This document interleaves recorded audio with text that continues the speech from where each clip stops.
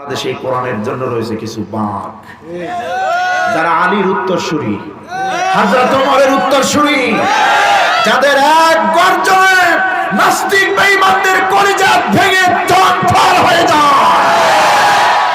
আজকে সেই বাঘদেরকে জেলখানায় বন্দী করে রাখা হয়, খাঁচার মধ্যে বন্দী করা রাখা হয়, ঠিক কি না?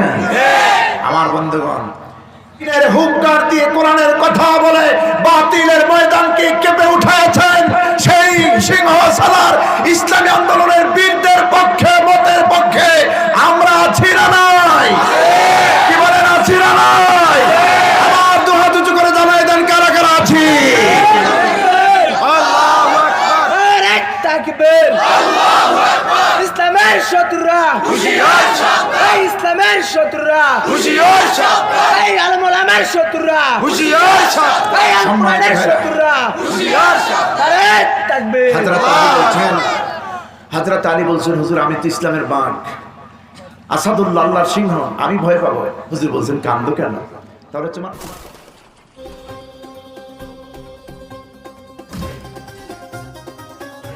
তো নাস্তিক নাস্তিক ভাব এদের সাথে কথা বুঝতেছেন। আলহামদুলিল্লাহ, ওনার টকশোর মাধ্যমে একজনের মধ্যে তো পরিবর্তন হয়েছে আলহামদুলিল্লাহ। ডাক্তার জাফরুল্লাহ সাহেব এখন তাফহিমুল কোরআন পড়েন, কোরআনের তাজবিদ পড়েন, নুরানি কায়দা পড়েন। তিনি বলেছেন যে এই রাস্তা ছাড়া কোনো উপায় নাই। আমি এতদিন জানতাম না, চিনতাম না, বুঝতাম না। হেদায়েত আল্লাহ পাক কিভাবে দিচ্ছেন, সুবহানাল্লাহ। তো এর আগে যে টকশোটা করেছে কবির চৌধুরী নাকি শাহরিয়া কবির, এই যে একদম ট্রাকের টায়ারের মতো মোষ দেখছেন না, এত বড় ভাস করা, লালন করে মোষ, নিজের বুদ্ধিজীবী দাবি করে, আব্বাস হিসাবে এক ধোলাইতে বুদ্ধি টুদ্ধি সব দৌড়েই পালাইছে, দেখছেন না আপনারা? এখন বলে আমার টাইম নেই, যখন আটকাই দিছে প্রশ্ন করে, এখন বলে আমার টাইম নেই, তো এত সময় আমি দিতে পারবো না। কত অজুহাত। নমরুদ বলছে, দেখো ইব্রাহিম, বেয়াদবি করবে না, ফালতু কথা বলবে না। পূর্ব দিগন্তে সূর্য ডুবানো, পশ্চিম দিগন্তে উঠানো, এটা কি সম্ভব? এটা সম্ভব না। আনন্যাচারাল কথা বলবে না। তুমি বলো তুমি ঈমান ছাড়বে কিনা, আমাকে প্রভু হিসাবে মানবে কিনা, না হলে তোমার মৃত্যু, তোমাকে আমি মেরে ফেলবো। হযরত ইব্রাহিম আলাইহিস সালাম ঈমান দিয়েছিলেন? দিয়েছিলেন ঈমান? ইব্রাহিম আলাইহিস সালাম বলছিলেন, ও নাফরমান নমরুদ রে শোন, আমার জীবন তো একটা, এই জীবনটা কি, আমার এই হায়াতটাকে তুমি যদি 1000 বারও আমার জীবনটাকে নিয়ে নাও, আমাকে যদি মৃত্যু দাও, আমি আল্লাহর পয়গম্বর, আমি আল্লাহর নবী, 1000 বার মরতে রাজি আছি, 1000 বার জীবন দিতে রাজি, কিন্তু আল্লাহর জন্য, আল্লাহর দ্বীনের জন্য ঈমান দেব না, ঈমান দেব না। তুমি আমার জীবন নিয়ে নাও, তুমি আমাকে মৃত্যু দিয়ে দাও। নমরুদ বিশাল আগুনের কুণ্ডলীর মধ্যে ফেলে দিল, আগুন জ্বালায় দিল। আপনারা বলুন, নমরুদের আগুন জ্বালানো আগুনকে ইব্রাহিমকে পোড়াতে পেরেছে? পোড়াতে পারে না। কেন পারে নাই? হযরত ইব্রাহিম আলাইহিস সালাম গোলাম কার? তিনি ঈমান রেখেছেন কার উপরে? ধৈর্য রেখেছেন তার উপরে, যিনি ইব্রাহিমের মালিক, ঠিক কিনা? আগুনের মধ্যে যখন নমরুদ ফেলে দিল, জিবরিল আমিন এসেছেন, পয়গম্বর নমরুদ তো আপনার আগুনে ফেলে দিয়েছে, আপনি তো জ্বলে পুড়ে ছারখার হয়ে যাবে। তো আমি জিবরিলের 600 খানা ডানা, এই 600 খানা ডানার কোনো প্রয়োজন নাই, 598 খানা ডানা আমি বন্ধ করে দেব, মাত্র 2 খানা ডানা ওপেন করে এমন ঝাপটি, এমন বাড়ি দিব, নমরুদের এই সাজানো পাতানো আগুনের কুণ্ডলী চুরমার করে দেব। আপনি আমার কাছে একটু সাহায্য চান। ইব্রাহিম আলাইহিস সালাম বলছিলেন, ভাই জিবরিল, এই যে প্রস্তাব তুমি দিয়েছ, এটা কি তোমার পক্ষ থেকে না আমার আল্লাহর পক্ষ থেকে? হযরতে জিবরিল বলছেন, না, আমার আল্লাহ কথা বলেন নাই, আমি আমার ব্যক্তিগতভাবে বলছি, আমার পক্ষ থেকে তোমাকে প্রস্তাব করছি। হযরতে ইব্রাহিম বলছেন, জিবরিল রে, তুমি এখান থেকে চলে যাও, কোনো প্রয়োজন তোমার আমার কাছে নাই, তোমার সহযোগিতার দরকার আমার নাই, কারণ আমি তো আল্লাহর গোলাম, আমি তো আল্লাহর নবী, এমন আল্লাহর গোলামি করি, এমন আল্লাহর ইবাদত করি যে আল্লাহ পাক সব দেখতেছেন, সব জানতেছেন। এই পৃথিবীতে কোনো জালিম বাদশা, কোনো অত্যাচারী কাফের বেঈমান নাফরমান বাদশা তার একজন নবীকে, আল্লাহর কোন পয়গম্বরকে, কোন বান্দাকে অন্যায়ভাবে আগুনের মধ্যে ফেলে আগুন জ্বালাইয়া পোড়াইয়া মেরে ফেলবে, আকাশে বসে আর সাজিবে বসে আল্লাহ চেয়ে চেয়ে দেখবেন, ও জিবরিল এমন অন্ধ, এবার এমন অন্ধ খোদার, এমন অন্ধ আল্লাহর ইবাদত আমি ইব্রাহিম করি না, আমি এমন অন্ধ আল্লাহর ইবাদত করি না, চলে যা। আল্লাহ পাকের রহমতের দরিয়ায় জোশ মেরেছে, সঙ্গে সঙ্গে আগুনের উপর নির্দেশ এলো। কার? কে নির্দেশ করলো? আগুনকে অর্ডার দিল, ইয়া নারু কুনি বারদান ওয়া সালামান আলা ইব্রাহিম, হে আগুন আমার ইব্রাহিমের উপর ঠান্ডা শীতল আরামদায়ক হয়ে যাও, ঠান্ডা শীতল আরামদায়ক হয়ে যাও, আগুন জ্বলবে না। আমার ইব্রাহিম কি এক গোটা পশম যেন না পড়ে। আগুন জ্বলতেছে, ইব্রাহিম পড়তেছে না। নমরুদ তাকায় দেখে আগুন জ্বলে ঠিকই, ইব্রাহিম তো পুড়ে না। নমরুদ বলছে, আগুন তোর ব্যাপার কি, পাওয়ারলেস হয়ে গেল নাকি? জ্বলতেছো না, পুড়তেছো না, তোর পাওয়ার নেই? নমরুদ এই কথা বলার পরে ইব্রাহিম আলাইহিস সালামের সে আগুন মানুষের মতো করে বক্তব্য দিচ্ছে, নমরুদ আমার পাওয়ার আছে না নাই, তুই একটু আয় আমার মধ্যে, তোরে তুই একটু টেস্ট করি। তুই শুদ্ধ তামাম দুনিয়া আমি আগুন পোড়ায়া ছারখার করে দিতে পারি, আল্লাহর নবী ইব্রাহিমের এক গোটা পশম পর্যন্ত পোড়াতে পারি না। নির্দেশ কার? জোরে কার নির্দেশ কার? ভোলার মনপুরার ভাইয়েরা, সে আল্লাহ আজও আছেন, সে আল্লাহ আজও আছেন। সুতরাং আমাদের কোনো ভয় আছে? আমাদের সঙ্গে কে আছেন? রাত যত গভীর হবে, রাত যত বেশি হবে, রাত যত গভীর হবে, মনে রাখবেন মুসলমানেরা বাংলার জমিনের জন্য শুভে সাদিক তত সন্নিকটে, ঠিক কিনা? সারা পৃথিবীতে অন্ধকার থাকবে না, সূর্য যখন উঠবে আলো প্রকাশ পাবে, এই জমিন ইসলামের পতাকা উড্ডীন হবেই হবে। নাস্তিক বেঈমান মুরতাদেরা কোনো বাতিল এজেন্ডা এই জমিনে কায়েম করতে পারবে না, ঠিক কিনা বলুন? আমার বন্ধুগণ, এই জন্য আল্লাহ পাক বলছেন, মোমেন বান্দারা তোমরা যারা আমার গোলাম, আমার মোমেন, দিন কায়েমের আন্দোলন যারা করো, এই জমিন আমার দিন প্রতিষ্ঠা করতে চাও, আমার বন্দেগী করো, আমার হুকুম মানো, তোমাদেরকে আমার নসিহত হচ্ছে, দিন পালন করতে গেলে বাধা আসবেই, ঠিক কিনা? এই বাধাকে উপেক্ষা করবে আর সবর ইখতিয়ার করবে, সাহায্য চাইবে আমার কাছে। সাহায্য আমরা কার কাছে চাইব? কোরআনুল কারীমের যে অংশটুকু আমি আজকে তেলাওয়াতকৃত আয়াতে যে অংশটুকু আমি তেলাওয়াত করেছি, আল্লাহ পাক এই কথাগুলি এই আয়াতের মধ্যে আল্লাহ বলছেন, মুমিনদেরকে লক্ষ্য করে বলছেন, মুমিনেরা শোনো, ইয়া আইয়ুহাল্লাযীনা আমানুস্তাঈনু বিস-সাবরি ওয়াস-সালাহ ইন্নাল্লাহা মা'আস-সাবিরিন। হে ইমানদারগণেরা, ইয়া আইয়ুহাল্লাযীনা আমানু, এখানে সাবজেক্ট হয়েছে মুমিনরা। সাবজেক্ট কারা?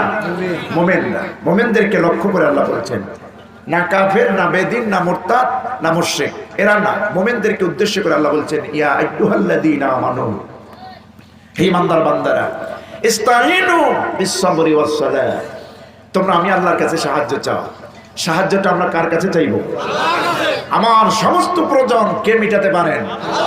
আমাদের আল্লাহ তো একজন, আমাদের আল্লাহ কি দুইজন? নাউযুবিল্লাহ, মাআযাল্লাহ।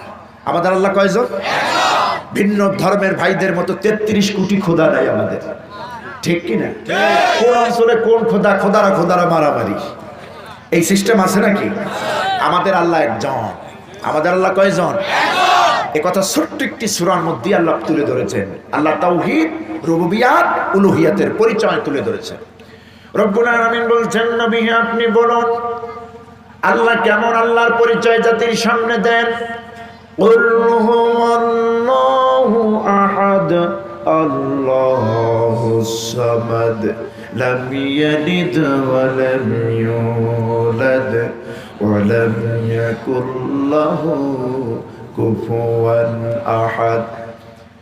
আল্লাহ রাব্বুল আলামিন বলছেন, নবী আপনি বলুন, কুল, দিস ইজ এ ওয়ার্ডার, আল্লাহর পক্ষ থেকে হুকুম করা হলো, আপনি বলুন আল্লাহু আহাদ, ওয়াল্লাহু আহাদ, আল্লাহ হচ্ছেন এক, তিনি একক, লা শারীকা লাহ, তার কোনো শরীক নাই, আছে?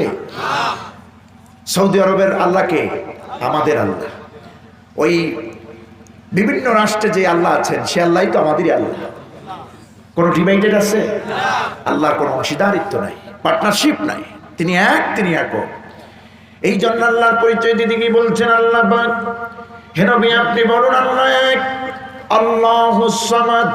তিনি হচ্ছেন অমুখাপেক্ষী, তিনি কারো মুখাপেক্ষী নন। এই পৃথিবীতে কোনো মানুষের কাছে আল্লাহর কোনো প্রয়োজন নাই, আছে? কোনো প্রয়োজন নাই। মানুষের কাছে মানুষের প্রয়োজন আছে, আল্লাহর কাছে আমাদের প্রয়োজন আছে। তাই বলে আমাদের থেকে আল্লাহর কোনো প্রয়োজন নাই। আমরা না থাকলেও আল্লাহর বান্দা আছে, আছে না? আমরা না থাকলে এই পৃথিবীতে আল্লাহকে সিজদা দেওয়ার বান্দা আছে না নাই? কিন্তু আল্লাহ ছাড়া আমাদের আল্লাহ আছে? নাই। আল্লাহ বলছেন আল্লাহুস সামাদ, তিনি অমুখাপেক্ষী, তিনি মুখাপেক্ষী নন। আর তার আরেকটি বড় গুণ হলো লাম ইয়ালিদ ওয়া লাম ইউলাদ ওয়া লাম ইয়াকুল লাহু কুফুয়ান আহাদ। তিনি কারোর থেকে জন্ম নেন নাই। আমাদের আল্লাহ সেই মহান সত্তা, কাউকে জন্ম দেন নাই। আকাশ আর জমিনে আল্লাহর সমকক্ষ আর কেউ নাই। আলোচনা একটু চলবে? আমি তো মনে করছি আমার মতো আমি ফুটাই উঠাইতে পারতেছি না, কণ্ঠটা এখনো ঠিক হয় নাই। দোয়া করেন, একটু সময় দেওয়া যাবে না? এর মধ্যে যে এইরকম যদি চলে তাও শুনবেন ইনশাআল্লাহ। চলবে না ইনশাআল্লাহ? তো আমরা সাহায্য চাইবো কার কাছে? আল্লাহর কাছে না খাজা বাবার কাছে? বাংলাদেশে তো বাবার অভাব নাই। খাজা বাবা, তালা বাবা, উন্দুর বাবা, বান্দর বাবা, বহুত বাবা আছে, ঠিক না? বহুত বাবা আছে। এই বাবাগুলি, এগুলি ইসলামের সঙ্গে এদের কোনো সম্পর্ক নাই, কোনো সম্পর্ক নাই। আমরা হক্কানি পীর বুজুর্গ পীরদের মাজার সম্পর্কে আমরা বিরক্তিকর কথা বলি না, বিরোধিতা করি না। বাংলাদেশে অবশ্যই হক্কানি পীর মাশায়েখ আছেন, হক্কানি ওলির দরবার আছে, আছে না? আছে। কিন্তু যেই মাজারে সেজদা নেওয়া হয়, সেজদা দেওয়া হয়, এটা কি কোনো হক্কানি ওলির দরবার হতে পারে? কথা বলেন, পারে না, অবশ্যই পারে না। আমরা মাজারের কাছে গিয়ে চাইবো না। আমি তো জানি ভোলার এই মনপুরার মুসলমানরা, তাওহীদবাদী মুসলমানরা শিরকে প্রত্যাখ্যান করে বরাবর। শিরকের সঙ্গে এদের সম্পর্ক নাই। মাজারে গিয়ে সেজদা দেয় না, কোনো খাজা বাবার কাছে কোনো কিছু চায় না। আমার আপনার সমস্ত চাওয়া পাওয়া পূরণ করতে পারেন কে? জোরে বলুন কে? আপনার ঘরে অভাব, আপনি আল্লাহর কাছে চান। দেখুন রাসূল পাক সাল্লাল্লাহু আলাইহি সাল্লাম যত মার খেয়েছেন, যত অভাবে পড়েছেন, কোনোদিন মানুষের দুয়ারে যায় কিছু চান নাই, চেয়েছেন আল্লাহর কাছে, আল্লাহর কাছে।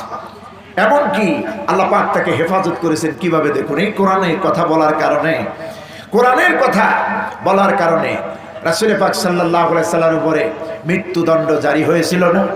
দারুণ দোয়াতে মৃত্যুদণ্ড জারি করা হয়েছে তার ব্যাপারে। কাফের নেতা আবু জাহেলের নেতৃত্বে মিটিং হলো দারুণ দোয়ায়। আমার বন্ধুগণ, আল্লাহ বলছেন আমার কাছে সাহায্য চাও বিসসাবরি ওয়াস সালাহ, নামাজ এবং ধৈর্যের মাধ্যমে। নামাজটা যেমন পড়বে, বিপদে আপদে বালা মুসিবতে ধৈর্য ধারণ করবে। ইসলামী আন্দোলন করতে গেলে ধৈর্য ধারণ করবে। ইন্নাল্লাহা মাআস সাবিরিন, আর আল্লাহ পাক সবরকারী, ধৈর্যশীল যারা, এদের পক্ষে আছে। আমরা কারো গায়ে হাত দেব না, আমরা কারো মাথায় বাড়ি দেব না। ইসলামী আন্দোলন যারা করে, শুধু এক যুগ নয়, 5 বছর নয়, লক্ষ বছর কেটে যেতে পারে, কিন্তু উগ্রপথ তারা অবলম্বন করে না। তাই যদি হতো বাংলাদেশে রক্তর লীলা খেলা হয়ে যেত। এখন আমরা আল্লাহর কসম, আমরা উগ্রপন্থা পছন্দ করি না। আমরা সবরের সাথে, ধৈর্যের সাথে মোকাবেলা করব, ঠিক কিনা? তাহার পরিমাণ বিপদ যদি আসে, আমাদের উপরে জুলুম নির্যাতন আসে, আমাদেরকে পাখির মতো গুলি করা হয়, আমরা উগ্রপন্থা অবলম্বন করব না, সবর ইখতিয়ার করব, ধৈর্যের সঙ্গে মোকাবেলা করব। সঙ্গে আছেন কে? রাসূলুল্লাহর মক্কি জীবনে 39 বছর পর্যন্ত রাসূলুল্লাহর কোনো শত্রু ছিল? একটু জবান খুলে বলুন, ছিল? ছিল না। বরং আবু জাহাল, আবু লাহাব, উতবা, শাইবা, বড় বড় কাফের নেতারা রাসূলকে আল আমিন উপাধি দিয়েছে, আমানতদার হিসেবে রেখেছে। সেই নবী শত্রু হলেন কখন? যখন নাকি নবীজির উপরে গারে হেরায় এই কোরআন নাজিল হয়ে গেল। কোরআন নাজিল হওয়ার পরে নবীজিকে আল্লাহ পাক জানায় দিলেন, নবী তামাম পৃথিবীর মানুষকে আপনি বলে দেন, শুধু মক্কার নয়, মদিনার নয়, সৌদির নয়, তামাম পৃথিবীর মানুষ সম্পর্কে আল্লাহ রাব্বুল আলামিন তার হাবিবকে শোনায় দিলেন, হে নবী আপনি বলুন, কুল ইয়া আইয়ুহান নাসু ইন্নী রাসূলুল্লাহি ইলাইকুম জামিয়া। কুল ইয়া আইয়ুহান নাস, নবী আপনি বলুন, ইন্নী রাসূলুল্লাহি ইলাইকুম জামিয়া, হে পৃথিবীর মানব মণ্ডলী। নবী কি একটা দেশের, একটা এরিয়া? বিশ্ব নবী বলছেন, হে মানব মণ্ডলী শুনে নাও, ইন্নী রাসূলুল্লাহি ইলাইকুম জামিয়া, আমি আল্লাহর পক্ষ থেকে রসুল হয়েছি তোমাদের সকলের জন্য। সুতরাং এই মূর্তি, এই কাবা ঘরে যত মূর্তি আছে সবগুলি ভাঙো। মূর্তি পূজা চলবে না। নিজেরা দেবদেবী বানাইয়া তার সামনে মাথা নত করবে, এটা চলবে না। আকাশ আর জমিনের মালিক যিনি, তার সামনে মাথা নত করে। এই কথা যখন বলছিলেন আর বলছেন, ইয়া আইয়ুহান নাস কুলু লা ইলাহা ইল্লাল্লাহ তুফলিহুন, হে মানব মণ্ডলী তোমরা পড়ো লা ইলাহা ইল্লাল্লাহ, আল্লাহ ছাড়া কোনো আইনদাতা নাই, বিধানদাতা নাই, মাবুদ নাই, উপাস্য নাই, কেউ নাই। এই কথা যদি তোমরা স্বীকার করো, মুখে বলো, অন্তরে স্বীকার করো, তুফলিহুন, তাহলেই তোমরা সফল কাম। এই কথা বলার পরই তো নবীজির শত্রুতা, ঠিক কিনা? আবু জেহেল দেখলো সর্বনাশ, দিনের পর দিন মুহাম্মদের ধর্ম প্রচার প্রসারে আগাচ্ছে, তার দল ভারী হয়ে যাচ্ছে। আমাদের এই মূর্তি পূজা ছেড়ে এখন মুসলমান হয়ে তার দল ভারী হয়ে যাচ্ছে। আবু জেহেলের মাথার চান্দি গরম হয়ে গেল। আবু জেহেল রাসূলুল্লাহর আপন চাচা আবু তালিবের কাছে প্রস্তাব পাঠাইল, আবু তালিব, আব্দুল্লাহর পুত্র মোহাম্মদ তোমার ভাতিজা, তোমাকে মহব্বত করে, তুমিও মহব্বত করো, কিন্তু তুমি তারে বুঝাও, সে যা শুরু করেছে আমাদের বাপদাদার নাম নিশানা ওই মক্কায় থাকবে না। তাকে তুমি থামাও, তুমি তাকে বুঝাও, তুমি তাকে থামাও। সে ইসলামের দাওয়াত, কোরআনের দাওয়াত, আল্লাহর নামে মানুষকে ডাকতেছে, দিনের পর দিন তার দল ভারী হয়ে যাচ্ছে, সংখ্যায় বেড়ে যাচ্ছে।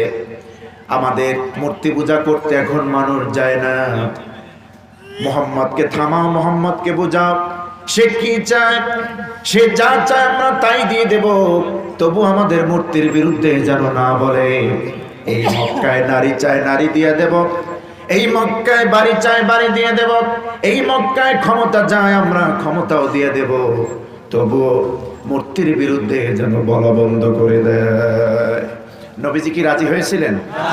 নবীজি যখন ঘরে আসলেন, চাচা বললেন, আবু তালিব বললেন, ভাতিজা, কলিজার টুকরা, প্রাণের বাবা, তোমাকে আমি আমার জীবনের চাইতে বেশি ভালোবাসি, তোমার কোনো ক্ষতি হোক এটা আমি চাই না। আবু জেহেল এসেছিল, এই প্রস্তাবনা দিয়েছে, তুমি যদি এই মূর্তি পূজার বিরুদ্ধে বলা বন্ধ করো, তুমি যদি দিনের দাওয়াত দেওয়া বন্ধ করো, তাহলে তুমি কি এই মক্কায় তুমি যা চাও তাই দেবে। নারী চাও, নারী দেবে, বাড়ি চাও, বাড়ি দেবে, ক্ষমতা চাও, অট্টালিকা চাও, সব দেবে। রাসূল কি রাজি হয়েছিলেন? নবীজি বলেছিলেন, চাচাজি, ওরা তো আমাকে আল্লাহর দ্বীনের দাওয়াত যদি বন্ধ করে দেয়, কোরআনের প্রচার মানুষের সামনে যদি না করি, মূর্তি পূজার বিরুদ্ধে যদি বলা বন্ধ করি, ওরা তো এই প্রস্তাবগুলি আমাকে প্রলোভনগুলি দেখিয়েছে, লোভ দেখিয়েছে, ওরা যা বলেছে এগুলি দেওয়া ওদের পক্ষে সম্ভব, কিন্তু ওদের পক্ষে যেগুলি সম্ভব না, যেমন আকাশের চাঁদ যদি আমার এক হাতে এনে দেয়, আকাশের সূর্যটা যদি আমার আর এক হাতে এনে দেয়, এটা তো অসম্ভব, তবুও যদি ওরা এনে দিতে পারে, তবু চাচা যে আপনি শোনায় দিয়েন, আমি নবীজি আল্লাহর দ্বীনের দাওয়াত থেকে চুল পরিমাণ সরে যাব না। আবু জেহেল দেখলো সর্বনাশ, কাম তো হয় না, মুহাম্মদ তো থামেই না, দ্বীনের দাওয়াত করেই যাচ্ছে। বেদুইন কিছু কাফের লোকেরা আসছে মক্কায় নবীর সঙ্গে দেখা দিতে। নবীজির সুনাম সুখ্যাতি, ওরাফানা লাকা যিকরাক, আল্লাহ তো বলছেন আপনার মর্যাদা আমি সমুন্নত করেছি আকাশে বাতাসে সর্বমহলে। নবীজির প্রশংসা সর্বত্র ছড়িয়ে গেছে। আরবের বাহিরের কিছু বেদুইন নবীর সঙ্গে দেখা করতে আসছে। আবু জেহেলের সঙ্গে দেখা। আবু জেহেল বলছে, মেয়েরা তোমাদের চেহারায় তো পরিচিতির ছাপ নাই, তোমাদেরকে তো চিনি না, কোথার থেকে এসেছো? আমরা এই মক্কার লোক না, আমরা বাহিরের লোক, আমরা এসেছি এই মক্কায় আব্দুল্লাহর পুত্র মোহাম্মদ তিনি নাকি নবী, ইসলাম ধর্মের প্রচার তিনি করেন, তার সুমহান আদর্শ সব জায়গায় ছড়িয়ে গেছে। আমরা এই লোকটাকে একটু দেখতে চাই, দেখা করতে আসছি। আবু জেহেল বলছে তোমাদের আর খাইয়ে কাম নাই, ও তো একটা পাগল, পাগলের সঙ্গে দেখা করতে আসে, ও তো একটা পাগল। এই যে আবু জেহেল পাগল বলেছে, কোরআনে কারীম আল্লাহ আয়াত নাজিল করেছেন, আল্লাহ সহ্য করলেন না। রব্বুল আলামিন বলছেন, আবু জাহেল শোন, আমার নবীকে পাগল বলবি না, আমার নবী পাগল নন। ওয়ামা সাহিবুকুম বিমাজনুন, তোমাদের সাথী আমার নবী পাগল নন, বরং তোরা পাগল, তোরা পাগল, তোদের গোষ্ঠী শুদ্ধ পাগল। আমার বন্ধুগণ, আবু জেহেল কয় তো পাগল। তো এখন বলুন, যে লোকটা যে বিষয় নিষেধ করে, বাধা দেয়, ওর প্রতি আকর্ষণ বাড়ে না কমে? বাড়ে। আদম আলাইহিস সালামকে গাছের কাছে যাইতে নিষেধ করেছেন আল্লাহ, ওয়ালা তাকরাবা হাদিহিস শাজারা, এই গাছের কাছেও যাবে না, ফল তো খাওয়া দূরের কথা। তো যে কোনো অবস্থায় হাওয়া আলাইহিস সালামের মাধ্যমে ইবলিসের ওয়াসওয়াসায় সেই ফল ভক্ষণ করলো। নিষিদ্ধ জিনিসের উপরে আকর্ষণ জন্মের শুরু থেকেই, ঠিক কি না? তো লোকেরা, বেদুইন লোকেরা মক্কা এসে যখন বুঝলো যে পাগলের, মুহাম্মদ সাল্লাল্লাহু আলাইহি ওয়াসাল্লাম সম্পর্কে পাগল নামে অবহিত করছে, শুনলাম এত সুন্দর তার পরিচিতি, তার ব্যবহার, তার মাধুর্য, তার চেহারা, সে নাকি পাগল। তা চলো না, এসেছে যখন একটু দেখে নি পাগলটা কেমন পাগল। বন্ধুগণ আমার, মক্কায় যখন নবীর সঙ্গে দেখা করতে চলে গেলেন লোকগুলি, আল্লাহ নবীর ঘরে ঢুকলেন, কিতাবের মধ্যে যেই কাফেলা, যেই লোকগুলি আল্লাহর নবীকে দেখতে এসেছিলেন, নবীজির ঘরের মধ্যে যখনই ঢুকেছে তাদের চোখ ফেরাতে পারেন না। হযরত আনাস বলছেন, আল্লাহে কদ খাদামতু রাসূলুল্লাহি আশারাসিনিন, আল্লাহর কসম আমি আনাস আমার রাসূলের 10টা বছর খেদমত করেছি। রাসূলের ইনস এন্ড আউট, ভিতরগত বাহিরগত সব খবর আমি জানি। কাছের থেকে আমার রাসূলের খেদমত করেছি। কি সুন্দর ব্যবহার, কি সুন্দর চেহারা হুজুরের। তো কাফের বেদুইনরা দেশে এসে, নবীর দেশে এসে নবীর ঘরে যখন ঢুকলেন, নবীর ব্যবহার আর আদর্শ দেখে ওই কাফের বেদুইনরা পাগল করা হয়ে গেল। হুজুর, আপনার সম্পর্কে ইতিমধ্যে একটা লোক আপনাকে পাগল বলে অবহিত করেছে, তো আপনি পাগল, কেমন পাগল? আমরা তো জানি পাগলের নাকে ময়লা, কানে ময়লা, দাঁতে ছাতা, চুলগুলি দাড়িগুলি এলোমেলো থাকে, নখগুলি বড় বড় থাকে, এর কোনো একটি খেসাল তো আপনার মধ্যে নেই। আপনার চেয়ে সুন্দর মানুষ, আপনার চেয়ে পরিপাটি মানুষ, আপনার চেয়ে পরিচ্ছন্ন পবিত্র মানুষ আমাদের এই দুনিয়ায় আমরা দেখি নাই। সুতরাং আপনি যদি পাগল হন, এই পাগলের হাতে আমরা দীক্ষা নিতে চাই, আমাদেরকে আর দেরি করবেন না, আমাদেরকে দেরি করাবেন না, পড়ায়া দেন লা ইলাহা ইল্লাল্লাহ মুহাম্মাদুর রাসূলুল্লাহ সাল্লাল্লাহু আলাইহি ওয়াসাল্লাম। বেদুইনরা যে কাফেলায় যে কয়জন আসছিল, নবীজির আদর্শ দেখে, ব্যবহার দেখে সবাই কালেমা পড়ে মুসলমান হয়ে গেল। আবু জাহেলের মাথা খারাপ আরো হয়ে গেছে, যত ভিড়াইতে চাই ততই তো বাড়ে। জরুরি মিটিং কল করলো দারুন নদওয়ায়, কাবা ঘরের পাশে একটা ঘর আছে, গোপন কাফেরদের গোপন বৈঠকশালা, সেই দারুন নদওয়ায় রাতের বেলায় জরুরি মিটিং কল করলো। কাফের নেতারা কে কোথায় আছো, কুরাইশ নেতারা চলে আসো। আবু জেহেলের ডাকে সবাই চলে আসছে। কুরাইশ নেতারা বলছে, নেতা, আবু জেহেলকে লক্ষ্য করে বলছে, নেতা এই গভীর রাতে ডাকার মানে কি? কয়, তোমরা দেখতেছো না এই মক্কায় আব্দুল্লাহর পুত্র মুহাম্মদের ধর্মের প্রচার প্রসার কিভাবে বাড়তেছে? আমরা যদি বাধা না দেই, আমরা যদি প্রতিহত না করি, এই দলটা, এই ধর্মটা আস্তে আস্তে এমন হবে, আমাদের ধর্মের নাম নেওয়ার মতো লোক এই মক্কায় থাকবে না। তো কি করা দরকার? কেউ পরামর্শ দিল, মুহাম্মদকে দেশ থেকে দেশান্তর করেন, আলাদা দেশে পাঠায় দেন। কয় না, যেখানে যাবে সেখানেই তুই দিনের দাওয়াত দিবে, ফিরাতে পারবে না। আর একজনে বলল, জেলখানার মধ্যে কারারুদ্ধ করে রাখো, জেলখানার মধ্যে বন্দি করে রাখো। আবু জেহেল বলছে, এটাও সম্ভব না, এটাও করলে আন্দোলন করে তারপরে তারা বাড়ি করবে, এটা সম্ভব না। তাহলে উপায় কি?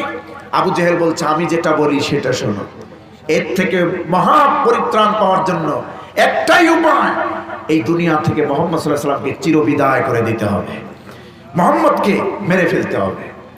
এই সিদ্ধান্ত নিল। এমনকি আগামীকাল সকালবেলা সূর্য ওঠার আগে এই শুধু মক্কায় নয়, এই দুনিয়ায় মুহাম্মদকে রাখা হবে না।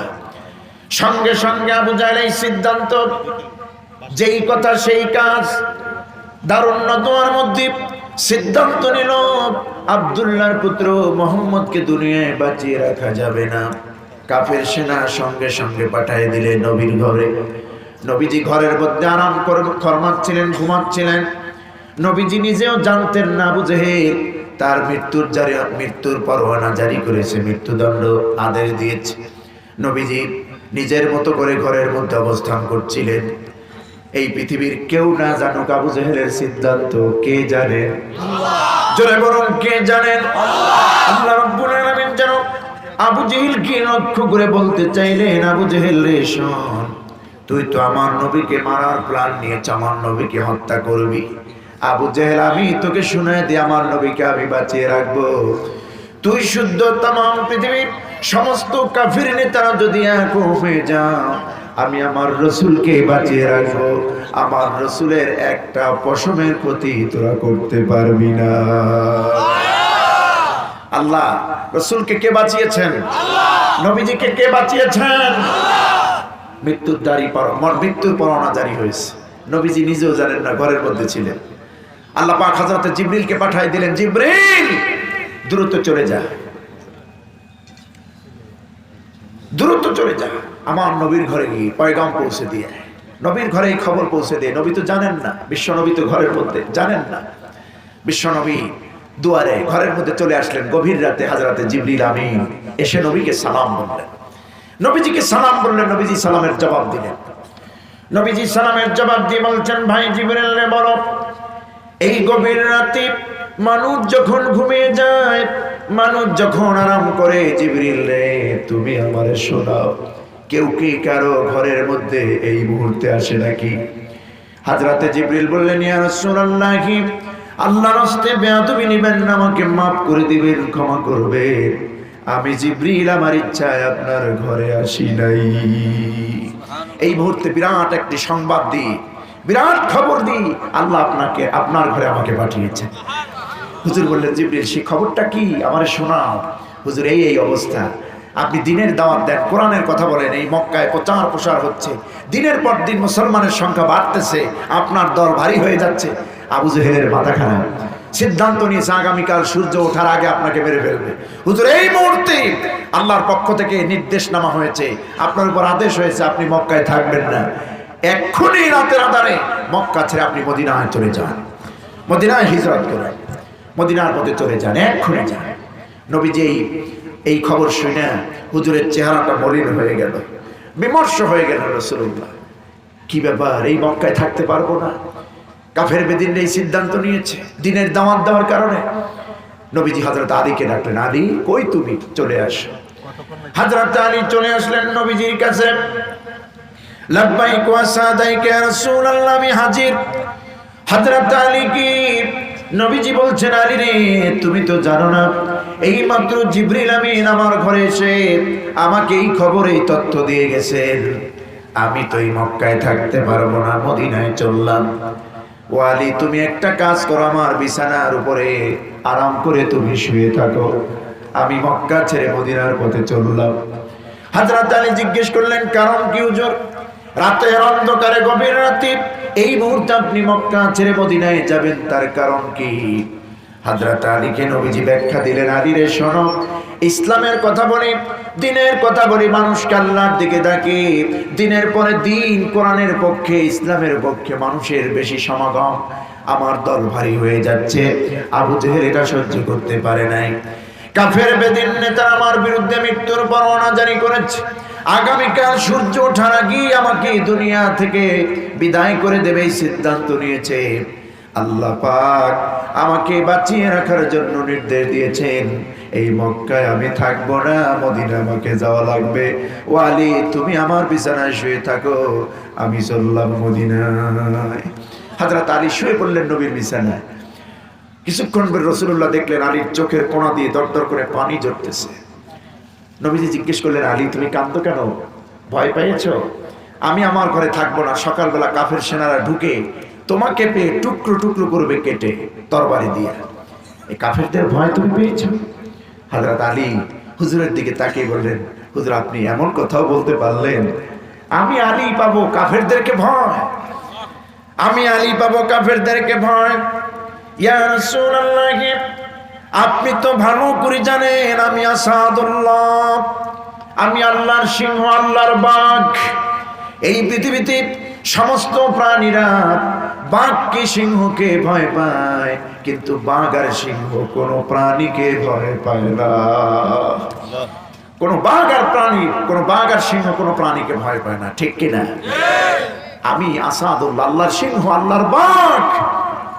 আপনি তো জানেন তাম পৃথিবীর কাফেরদের জন্য আল্লাহ আমাকে বাঘ বানিয়েছেন, তো আমি পাবো কাফেরদেরকে ভয়। আজকে বাংলাদেশেও ইসলামের কিছু বাঘ আছে, কোরআনের কিছু বাঘ আছে, ঠিক না? আপনারা বলুন, বাঘকে সিংহকে ওপেনে খোলামেলা রাখা হয় না, খাঁচার মধ্যে, ঠিক না? খাঁচার মধ্যে রাখা লাগে, তাদের ওদের হুঙ্কার দমকার তর্জনী গর্জনী স্বাভাবিক কোনো প্রাণী সহ্য করতে পারে না। চিড়িয়াখানায় গেছেন না আপনারা? চিড়িয়াখানার পাশে আমার বোনের বাসা, আমি মাঝে মধ্যে ঘুমাইতে চাই, বেড়াতে গেলে সেই বাঘের গর্জনী, সিংহের গর্জনী বাসায় বসে শোনা যায় 1-2 কিলো 3 কিলোমিটার দূর থেকে। এই বাংলাদেশে এই কোরআনের জন্য রয়েছে কিছু বাঘ, যারা আলীর উত্তরসূরি, হযরত ওমরের উত্তরসূরি, যাদের এক গর্জনে নাস্তিক বেঈমানদের কলিজা ভেঙে চঞ্চল হয়ে যায়।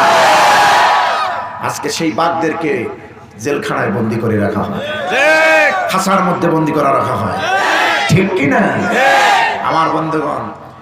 সুতরাং এই বাঘ, কোরআনের বাঘ যারা, কোরআনের সিংহ যারা, আমরা তাদেরকে ভালোবাসি। শত নয় কোটি কোটি মানুষের দোয়া আছে তাদের উপরে।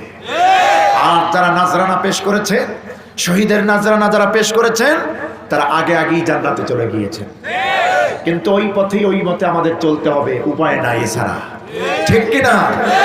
ইসলামের বাঘ, ইসলামের সিংহ যেই পথে হেঁটেছেন, ইসলামের সিফা সালার গুলি দিনের হুঙ্কার দিয়ে কোরআনের কথা বলে বাতিলের ময়দানকে কেঁপে উঠাইছেন, সেই সিংহ সালার ইসলামী আন্দোলনের বীরদের পক্ষে, মতের পক্ষে আমরা আছি না নাই? কি বলেন, আছি না নাই? আমার দুহাত উঁচু করে জানাই দেন কারা কারা আছি। আল্লাহু আকবার, নারে তাকবীর, আল্লাহু আকবার। ইসলামের শত্রুরা হুঁশিয়ার, সাবধান। এই ইসলামের শত্রুরা হুঁশিয়ার, সাবধান। এই আলেম ওলামার শত্রুরা হুঁশিয়ার, সাবধান। এই আলেমের শত্রুরা হুঁশিয়ার, সাবধান। নারে তাকবীর। হযরত আলী বলছেন, হুজুর আমি তো ইসলামের বাঘ, আসাদুল্লাহ, আল্লাহর সিংহ, আমি ভয় পাবো। হুজুর বলছেন, কান্দো কেন? তাহলে তোমার চোখে পানি? হযরত আলী বলছেন, ইয়া রাসূলুল্লাহ, আমার চোখে আমার অজান্তে পানি বেরিয়েছে আমার ভেতর থেকে।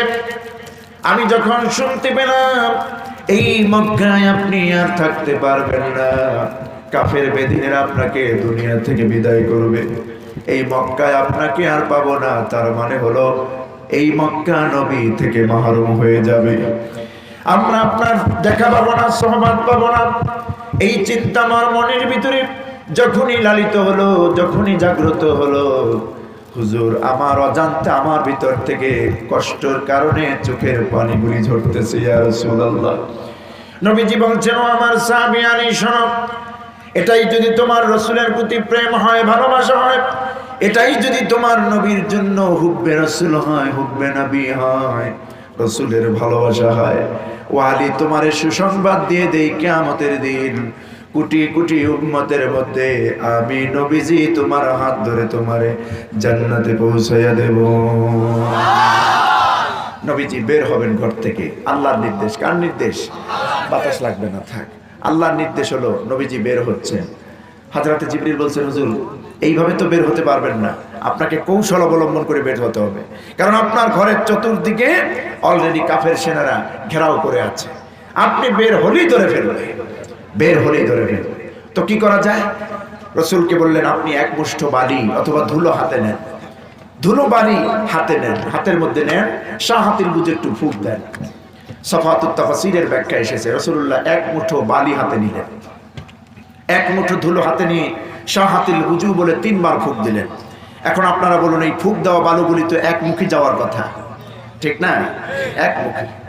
নবীজি ফুঁক দিয়েছেন বালুকণার উপরে। বালুকণাগুলি রাসূলের ফুঁক, নবীর মুখ নিঃসৃত ফুঁকের কারণে হাতের থেকে বালুগুলি রাসূলের ঘরের চতুর্দিকে দাঁড়ানো কাফেরদের চোখে চোখে পৌঁছে গেল। এখন বালু যদি চোখে যায়, কিসের পাহারা, কিসের কি, ঠিক কিনা? চোখে গেছে বালি, এখন ডলাডলি শুরু করছে। পাহারা থুইয়া শুধু ডলে, চোখ ডলে। হযরতে জিবরিল বলছেন, হুজুর ওই যে কাফের সেনারা হাত উঠাইয়া চোখ ডলতেছে, হাতের কোনুর নিচে দিয়ে এখন আপনি বেরিয়ে যান। এই কৌশল, this is a big chance, এটা আপনার জন্য বিরাট সুযোগ, আপনি এখনই বের হয়ে যান। নবীজি বের হয়ে গেলেন, কাফেরেরা টেরও পাইল না। পরবর্তীতে এই কোরআনে আল্লাহ জানায় দিলেন, হাবিব আপনি তো কৌশল করে বের হতে পারেন নাই, আমি কৌশল করে আপনাকে বের করেছি। রব্বুল আলামিন জানায় দিলেন, ওয়ামা রামাইতা ইয রামাইতা ওয়ালাকিন্নাল্লাহ রামা। হে নবী, আপনি তো নিক্ষেপ করেন নাই, আপনি শুধু ফুঁক দিয়েছিলেন। ফুঁক দেওয়া বালি তো একদিকে যাওয়ার কথা, সামনে যাওয়ার কথা, কিন্তু আপনার ফুঁক দেওয়া বালুগুলি আপনার ঘরের চতুর্দিকে দাঁড়ানো কাফেরদের চোখে চোখে কে পৌঁছায় দিয়েছে নবী আপনি বলুন। এই ফুঁক দেওয়া বালুগুলি কেউ পৌঁছায় নাই, নিঃসন্দেহে আমি আল্লাহর কুদরত পৌঁছায় দিয়েছি। বন্ধুগণ আমার, নবীজি ঘরের থেকে বেরিয়ে গেলেন। হযরত আবু বকরের ঘরে, আবু বকরের দরজায় গিয়ে একটা মাত্র আঘাত করলেন, আওয়াজ দিলেন, আবু বকর। নবীজির জন্য সঙ্গে সঙ্গে ঘরের দরজা আবু বকর খুলে দিলেন। লাব্বাইক ওয়া সাদাইক ইয়া রাসূলুল্লাহ, হে আল্লাহর রাসূল আমি হাজির। নবীজি দেখলেন একটা আওয়াজ দিলাম, একটা ডাক দিলাম, সঙ্গে সঙ্গে ঘরের দরজা খুলে দিল। আবু বকর তুমি কি ঘুমাও নাই? আবু বকরের চেহারার পানে নবীজি তাকিয়ে বলছেন, আবু বকর ঘুমাও নাই, একটা ডাক দিয়েছি, সঙ্গে সঙ্গে ঘরের দরজা খুলে দিয়েছে। হযরত আবু বকর বলছেন, ইয়া রাসূলুল্লাহ, শুধু আজকে রাতে নয়, যেদিন থেকে আমি শুনতে পেয়েছিলাম কাফের বেঈমানদের অত্যাচারে এই মক্কায় আপনি থাকতে পারবেন না, আপনাকে মদিনায় হিজরত করা লাগবে, মদিনায় যাওয়া লাগতে পারে, ওই হিজরতের সঙ্গী আমি আবু বকর হওয়ার সৌভাগ্য আমার হতে পারে। যেদিন থেকে এই সুসংবাদ আমি শুনেছিলাম, ওই দিন থেকে যতগুলি রাত আমার জীবন এসেছে, কোনো একটি রাতের বেলা বিছানার মধ্যে গা দিয়া আমি আবু বকর আরাম করে ঘুমাই নাই। আমি আবু বকর যদি আরাম করে ঘুমায় যাই, আপনি আল্লাহর রাসূল আমার ঘরের দরজায় এসে আমি আবু বকরকে যদি বারবার ডেকে আমাকে ডাকতে থাকেন, দরজা খুলতে দেরি হবে, বেয়াদবি হবে হুজুর। এই চিন্তা করে বিছানায় গা না দিয়া সারা রাত এই দরজার সঙ্গে হেলান দিয়া দাঁড়ায়া দাঁড়ায়া ঘুমিয়েছি। কেমন সাহাবী ছিলেন, কেমন সাহাবী! আপনারা জানলে খুশি হবেন।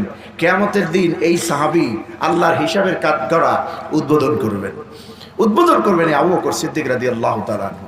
আল্লাহ কিয়ামতের দিন সমস্ত মানুষকে তো আমাদের জামাত করবেন না? আমরা কিন্তু এক হয়ে যাব, সবাই কেউ থাকবো না। এই মনপুরায় দ্বীপের মধ্যে, এই দ্বীপের মধ্যে একটা মনপুরা এরিয়া, এখানে যারা কবরে শুইবে, আর বরিশালে যারা কবরে শুইবে, তারপরে ওয়াশিংটনে যারা কবরে শুইবে, আমেরিকায় যারা কবরে শুইবে, সৌদিতে যারা কবরে শুইবেন, সব মানুষ কি কিয়ামতের দিন আল্লাহ এক জায়গায় করবেন না?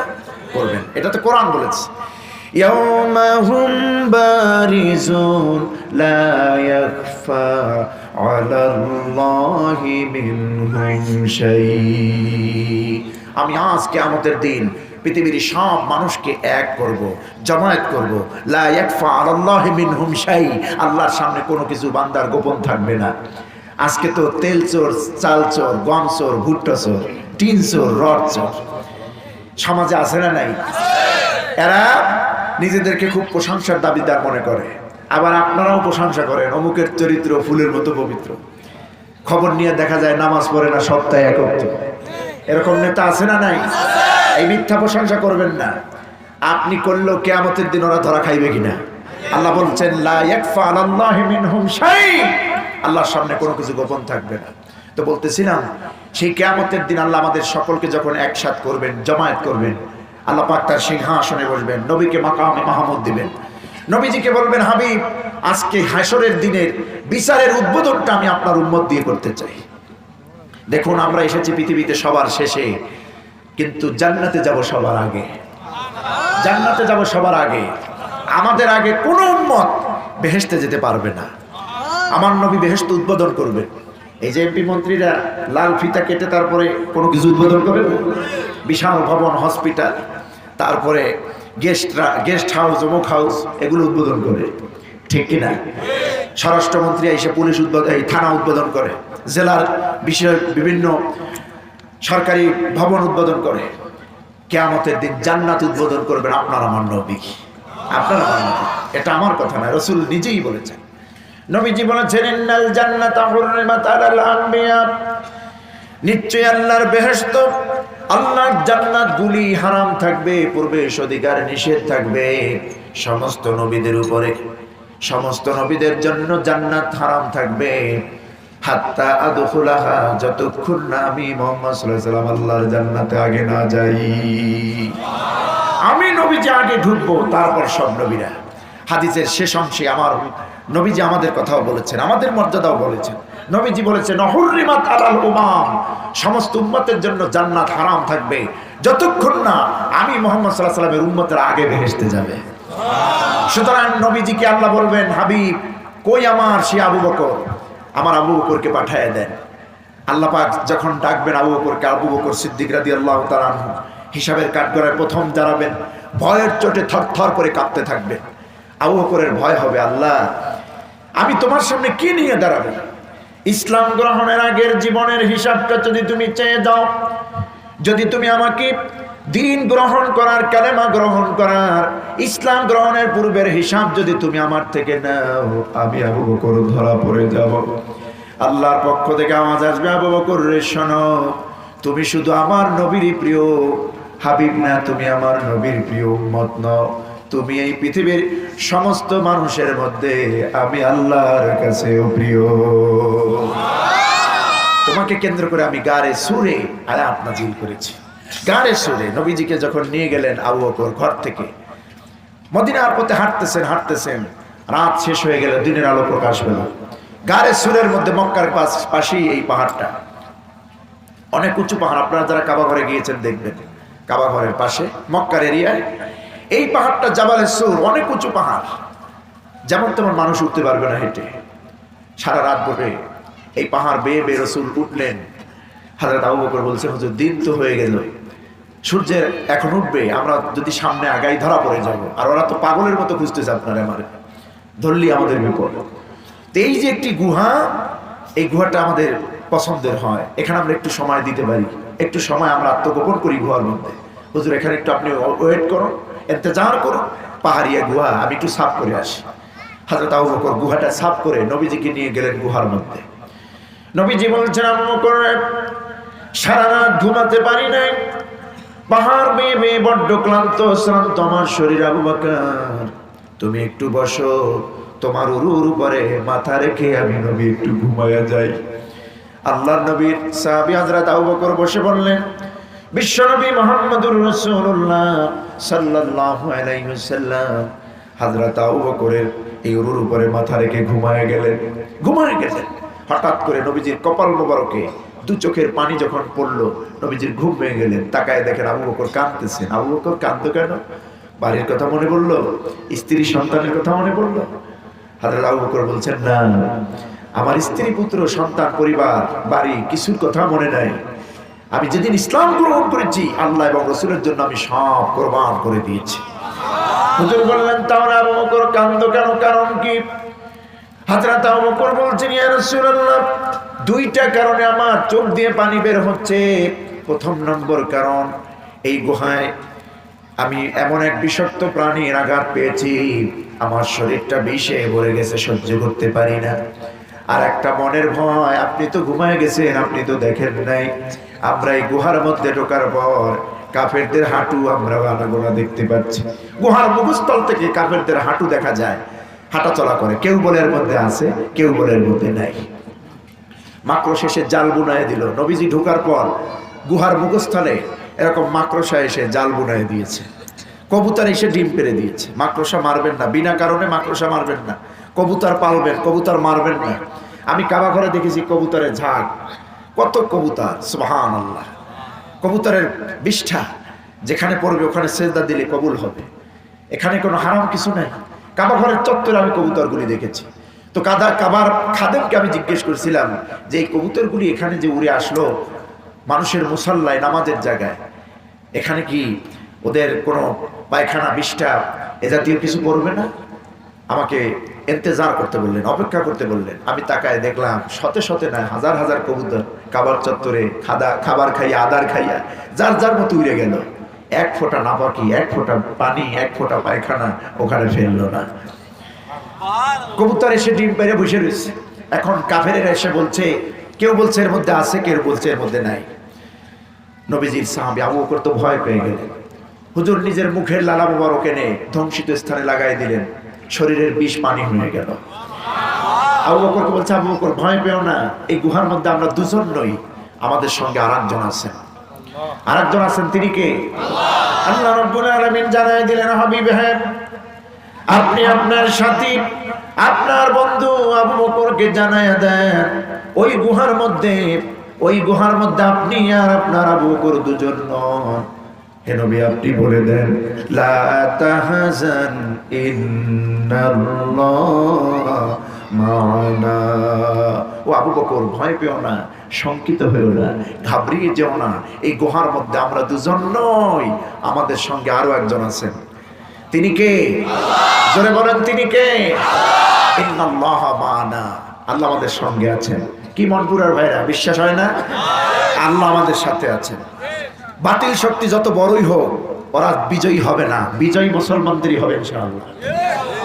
আমাদের উপর ইমানি পরীক্ষা চলতেছে, জানেন আপনারা? ইমানি পরীক্ষা।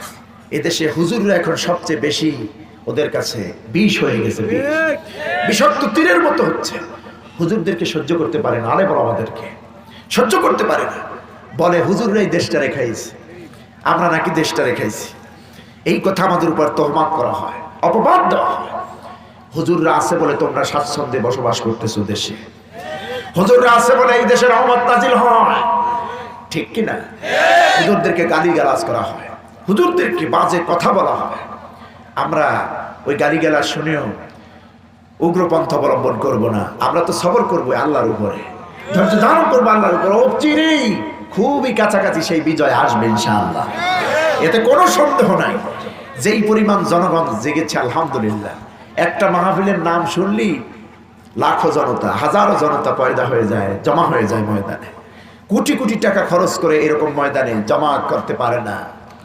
বাংলাদেশে এখন যুবকেরা তো কোরআন প্রেমিক আলহামদুলিল্লাহ। ওই সারেগামা পাদানিশের দিন শেষ, ওটার ভ্যালু নাই এখন। এই জন্য দেখবেন এই নায়ক নায়িকারা, গায়িকারা, নর্তকীরা মাঠে ময়দানে নামছে, ওদের ব্যবসা তো ধস নেমেছে। এখন এই ময়দান বাংলাদেশটা এখন যুবকদের, আর যুবক মানি বাংলাদেশ, বাংলাদেশ মানি এখন ইসলাম ইনশাআল্লাহ, ঠিক কিনা? আমরা সবর করব, ধৈর্য ধারণ করব, কার উপরে? কোনো বিপদ নাই। বিপদ যত কঠিন হবে আল্লাহর কাছে ততটাই আমরা প্রিয় হব। আমরা কি বিপদে পড়েছি? হযরত ইউনূস আলাইহিস সালাম একজন নবী, একদিন দুই দিন না, কয়েকদিন ছিলেন মাছের পেটে, 40টা দিন। জাতিরা তার কথা শোনে না, রাগ হয়ে এলাকা ছাড়তেছে, অভিমান করে যে আমার দিনের দাওয়াত, আল্লাহর দিনের দাওয়াত শুনতেছে না, তোদের দলে থাকবই না তোদের কাছে। হযরত ইউনূস আলাইহিস সালামকে আল্লাহ ঈমানের পরীক্ষা নিয়েছেন। একজন নবী একটানা 40টা দিন মাছের পেটে রইলেন। বিখ্যাত তাফসীর গ্রন্থ মাফাতিহুল গায়ব, আল্লামা ইমাম ফখরুদ্দিন রাজি রহমাতুল্লাহ আলাইহি যে তাফসীর খানা লিখেছেন, তাফসীরে কাবীর, তার মধ্যে এসেছেন একদিন দুই দিন নয়, 40টা দিন রইলেন মাছের পেটে হযরত ইউনূস আলাইহিস সালাম। মাছের পেটের ভিতরে যখন ঢুকে গেলেন, এই কোরআনের মধ্যে আল্লাহ রাব্বুল আলামিন হযরত ইউনূস আলাইহিস সালামের ঘটনা বললেন। तमाम পৃথিবীর মুমিন বান্দারা যেন ধৈর্য না হারায়, তারা যেন ঈমান না হারায়, আল্লাহর উপর থেকে তাওয়াক্কাল না হারায়। একদিন দুই দিন নয়, 40টা দিন রয়ে গেলেন মাছের পেটে। মাছের পেটে যখন ইউনূস আলাইহিস সালাম ঢুকে গেলেন, প্রবেশ করলেন, মাছকে আল্লাহ পাক অর্ডার করলেন, মাছ রে শোন, যেমন তেমন কোন লোক তোর মধ্যে ঢুকে নাই, আমার পয়গম্বর ইউনূস তোর মধ্যে বিশ্রাম নিয়েছে। খবরদার বেয়াদবি করবি না। আমি আল্লাহ, তুই মাছকে, তোর পেটটাকে আমি আমার ইউনূসের জন্য মসজিদ বানায় দিলাম। হযরত ইউনূস আলাইহিস সালাম মাছের পেটে বসে একজন কি স্মরণ করেছেন, তার নাম কি? আল্লাহ। তিনি একটানা 40 দিনে একটা তাসবিহ, একটা জিকির, একটা কালেমা 24,000 পার পড়েছেন। সেটা হলো লা ইলাহা ইল্লা আনতা সুবহানাকা ইন্নী কুনতু মিনাজ জালিমিন। এই তাসবিহ পড়ছেন আপনার 40 দিনে একটানা কতবার? 24,000 বার। 24,000। এই দোয়া ইউনূস পড়বেন, বিপদে পড়লেই দোয়া ইউনূস পড়বেন। আজকে যে এই মেঘনা পাড়ি দিয়েছি, আমি বহুতবার পড়েছি এই দোয়া ইউনূস, আল্লাহ সঠিকভাবে আমার পৌঁছায় দাও আমাদের সবাইকে। যেই তুফান শুরু হয়েছে নদীর মধ্যে, আল্লাহ তোমার সাহায্য ছাড়া কোনো উপায় নাই। আমি মনে মনে নিয়ত করছিলাম যে আল্লাহ, এই অবস্থা যদি আমি জানতাম, দরকার হয় মোবাইলের মধ্যে ওয়াজ করতাম, তবু আসতাম না। যেই ধাক্কা খেয়েছি, যেই ভয় পেয়েছি, সবচেয়ে বেশি অনুপ্রেরণা জুগিয়েছে আমার প্রিয় ভাই, আমাদের শামীম ভাই। তিনি যে কত মহব্বত আমাকে করেন আল্লাহর রাসূলের জন্য, আপনারাও মহব্বত করেন, সেটা আমি ভাষায় বোঝাতে পারবো না। একটা ডেট আমি ক্যান্সেল করে ওনাকে দিয়েছি, এত আবদার উনি করেছেন। ভাইরা আমার, হযরত ইউনূস আলাইহিস সালাম মাছের পেটে বসে ডেকেছেন কাকে? একটানা 40 দিনে 24,000 বার। আল্লাহর কাছে এত প্রিয় হয়ে গেল। 40 দিন পেরিয়ে যাওয়ার পর আসরের মুহূর্তে আল্লাহ রাব্বুল আলামিন হযরত ইউনূসকে মুক্তি দিয়ে দিলেন। আল্লাহ পাক বলছেন, দুনিয়ার মানুষেরা খবর কি নাও না, আমার ইউনূস যে মাছের পেটে ডেকেছেন, দুনিয়ার কোনো বন্ধু বান্ধবের কানে আওয়াজ যায় নাই, পিতামাতার কানে আওয়াজ যায় নাই, আত্মীয় স্বজন কেউ শুনে নাই মাছের পেটের ডাক ইউনূসের। হযরত ইউনূস যে মাছের পেটের ভিতরে আমি আল্লাহকে ডেকেছে, আমার ইউনূসের ডাক আমার আরশে আজিম পৌঁছে গেছে। রব্বুল আলামিন বলছেন, আর দেরি না, আমি আমার ইউনূসকে মুক্তি দিয়ে দিলাম। ফাস্তাজাবনা লাহু ওয়া নাজ্জাইনাহু মিনাল গাম্মি ওয়া কাযালিকা নুনজিল মুমিনিন। আল্লাহ পাক বলছেন, আমি ইউনূসের ডাকে সাড়া দিলাম। ফাস্তাজাবনা লাহু, জমার সিগা, আমি তার ডাকে সাড়া দিলাম, আমরা সাড়া দিলাম। জমা মানে কি? আমরা। এখানে তাহকিক করলে ব্যাখ্যাটা এভাবে হবে যে জমার সিগা আল্লাহ যেখানে ব্যবহার করেছেন, আল্লাহর শান মানকে বোঝানোর জন্য ব্যবহার করেছেন। আল্লাহ তো আর আমরা হয় না, আল্লাহ কি বহু বছর হন নাকি? না। তার মানে হলো আমি আল্লাহ রাব্বুল আলামিন, আমি আমার ইউনূসকে মুক্তি দিলাম বিপদ থেকে। ওয়ানাজ্জাইনাহু মিনাল গাম্মি, ঘোর অন্ধকার থেকে, ঘোর বিপদ থেকে আমি আমার ইউনূসকে মুক্তি দিলাম। শুধু ইউনূস নয়, আল্লাহ আয়াতের শেষে ওয়াদা দিয়েছেন তামাম পৃথিবীর মানুষের জন্য। এই পৃথিবীতে যত মুমিন আসবে, সমস্ত মুমিনরা এইভাবে ভরপুরে বিপদে পড়ে, মুসিবতে পড়ে যদি আল্লাহকে ডাকেন, আল্লাহ পাক বলছেন, ওয়া কাযালিকা নুনজিল মুমিনিন। এইভাবে করে আমি আমার ইউনূসের মতো আমার মুমিন বান্দাদেরকে বিপদ থেকে উদ্ধার করে দেব। সুতরাং ভাইরা, বিপদ আসবে, মুসিবত আসবে, জেল খাটা লাগবে, জুলুম হবে, ঘর ছাড়া লাগবে, বাড়ি ছাড়া লাগবে, কোলের সন্তান ছেড়ে দিতে হবে, ঠিক কিনা? অসুস্থ হয়ে যদি বিছানায় শুয়ে পড়েন, আল্লাহরে গালি দিবেন না, সবর করবেন। কি মুসিবত আসে, কি রোগ আসে আমাদের, আল্লাহর নবীদের মাধ্যমে যে রোগ আল্লাহ দিয়েছেন, পৃথিবীর কোনো মানুষ এই রোগ পেয়েছে? হযরত আইয়ুব আলাইহিস সালাম একজন জলিলুল কদর নবী, একটানা কয় বছর রোগে ভুগেছেন? 18টি বছর। 18টি বছর আইয়ুব আলাইহিস সালাম রোগের যন্ত্রণায় ভুগেছেন।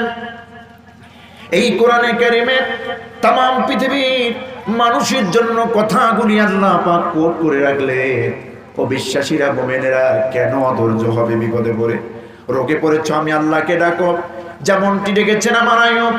কোরআন বলছে, ওয়া আইয়ুবু ইয নাদা রাব্বাহু আন্নী মাসসানিয়াদ-দুররু ওয়া আনতা আরহামুর রাহিমিন। আপনাদের কষ্ট হচ্ছে না? ওই যে শেষের দিকে দুই একজন উঠে যাচ্ছে, আমি তো বুঝতে পারছি আমার কণ্ঠটা আজকে একটু হালকা ডিস্টার্ব করছে। আর কিছু সময় একটু শোনা যাবে না ইনশাআল্লাহ? আমি একটা পর্যায়ে চলে আসতেছি, আর 15-20 মিনিট। আমার বন্ধুগণ, হযরত আইয়ুব সম্পর্কে আল্লাহ বলছেন, ওয়া আইয়ুবু ইয নাদা, হে নবী আপনি স্মরণ করুন আমার আইয়ুবের কথা, যখন তিনি তার রবকে ডেকেছে। ইদনাদা রাব্বাহু, তার রবকে ডেকেছেন। আইয়ুব তার রবকে ডেকেছেন। আর আইয়ুব আলাইহিস সালাম কাকে ডেকেছেন? আল্লাহকে ডেকেছেন। হে নবী, আপনি স্মরণ করুন, যখন আমার আইয়ুব আমি আল্লাহকে ডেকেছি আর বলেছে আন্নী মাসানিয়াদ দুররু ওয়া আনতা আরহামুর রাহিমিন, আয় আমার রব আমাকে রোগ স্পর্শ করেছে আর তোমার নাম রহমানুর রহিম। একজন নবী, সাহাবী না, সাধারণ মানুষ না, তাবিঈন না, একজন নবী, জলিলুল কদর নবী আইয়ুব পয়গম্বর, যার কথা কোরআনে এসেছে। সেই নবীর কত বড় রোগ তাফসীরের ভিতরে এসেছে যে হযরত আইয়ুব আলাইহিস সালামের পায়ের তলা দিয়া বিষাক্ত ফোঁড়া। বিষাক্ত ফোঁড়া চিনেন তো? বিষাক্ত ফোঁড়া, এই ফোঁড়া কিন্তু মানুষের পিছনে হয়, পায়ে হয়, পিঠে হয়। আমার জীবনে বহুতবার হয়েছে, খুব যন্ত্রণাদায়ক। এর থেকে আরো বেশি যন্ত্রণাদায়ক বিষাক্ত ফোঁড়া হযরত আইয়ুব আলাইহিস সালামের পায়ের তলা দিয়ে তৈরি হয়ে গেল। বিষাক্ত ফোঁড়ার কারণে হাঁটু পর্যন্ত, কোমর পর্যন্ত, বুক পর্যন্ত ছেয়ে গেল। শরীরের গোশতগুলি নষ্ট হতে শুরু করলো, রক্তগুলি নষ্ট হতে শুরু করলো, পুজ ধরলো। রাস্তার মাটির পোকাগুলি হেঁটে হেঁটে আইয়ুব নবীর গায়ে উঠতে শুরু করলো। গা থেকে পোকাগুলি হেঁটে হেঁটে জমিনে পড়তে শুরু করলো। শরীর থেকে পছন্দ ধরলো। ঘরের লোকেরা ঘরের বাইরে নামায় দিল দুর্গন্ধের কারণে। একজন নবী দুর্গন্ধের কারণে তাকে নামায় দিল ঘরের বাইরে। বাড়ির লোকেরা দুর্গন্ধ সহ্য করতে পারেন না। বাড়ির লোকেরা তারাও দূর দূর করে আল্লাহর পয়গম্বর আইয়ুব আলাইহিস সালামকে দূরে রেখে আসলেন গহীন জঙ্গলে। জঙ্গলের গাছের তলায় রেখে আসলেন আল্লাহর নবী আইয়ুব পয়গম্বরকে। ভোলার ভাইরা, মনপুরার ভাইরা, জবান খুলে বলুন তো, জঙ্গলের মধ্যে কি কোনো মানুষ থাকে নাকি? কোনো মানুষ থাকে? জঙ্গলে তো কোনো মানুষ থাকে না। জঙ্গলে থাকে হিংস্র প্রাণীরা, সাপেরা, ব্যাঙেরা, ভাল্লুকেরা, বাঘেরা, সিংহেরা, এরা থাকে জঙ্গলের মধ্যে। অথচ একজন নবীকে জঙ্গলের মধ্যে রেখে দিয়ে আসলো জাতিরা।